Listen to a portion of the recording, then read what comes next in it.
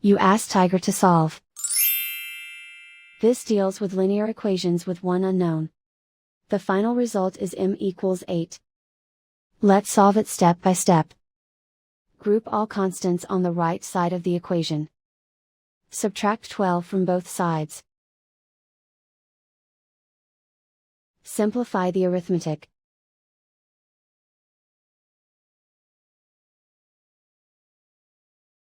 Isolate the m. Divide both sides by 3. Simplify the fraction. Find the greatest common factor of the numerator and denominator. Factor out and cancel the greatest common factor. And so the final result is m equals 8.